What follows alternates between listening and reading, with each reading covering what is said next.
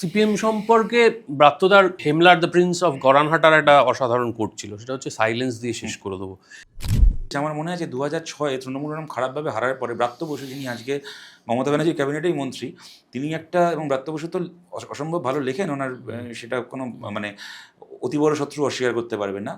আনন্দবাজার পত্রিকায় আমার মনে আছে উনি ওনার একটা মানে নাটক লিখেছিলেন, একটা মজার একটা নাটক লিখেছিলেন।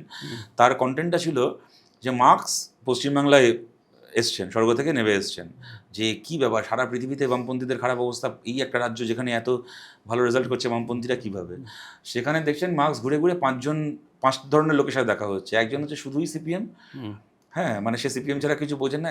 একজন হচ্ছে কি তবুও সিপিএম নাম কি একটা, যে তার সিপিএমের ব্যাপারে কিছু সমালোচনা আছে, কিন্তু সিপিএম এই দোষগুলো থাকলেও সিপিএম আবার ওইগুলো ভালো, তাই আমি সিপিএম সবাই এরকম, মানে হ্যাঁ সিপিএম কিন্তু সিপিএম না সিপিএম, মানে 5টা ক্যাটাগরি। হ্যাঁ, আমার এক্স্যাক্ট ইয়েগুলো মনে নেই।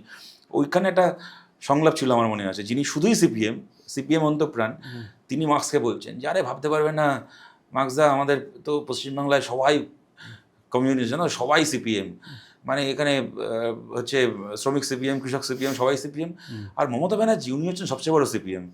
যে কদিন উনি আছেন তৃণমূলের মাথায়, ততদিন সিপিএমকে কেউ হারাতে পারবে না। এটা কে লিখেছেন? না, ব্রাত্য বসু লিখেছিলেন 2006।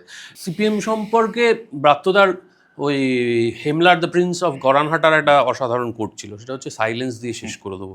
এরমভাবে আচ্ছা, তোমাদের কি সত্যি সত্যি মনে হতো যে একাডেমির ভেতরে আমাদের দলকে নিয়ে যা খুশি বলুক তাতে কিছু যায় আসে না, সেই জন্য এই ধরনের নাটক তখন করা যেত?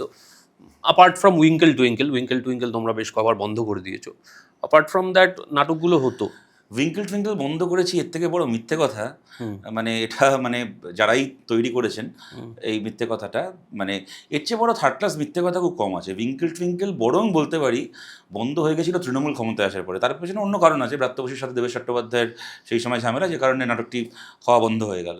কিন্তু উইঙ্কেল তো পশ্চিমবাংলার মানুষ বামফ্রন্ট সরকারের সময় একাডেমিতেই দেখেছে, আর কোথায় দেখেছে? সুতরাং এগুলো বাজে কথা।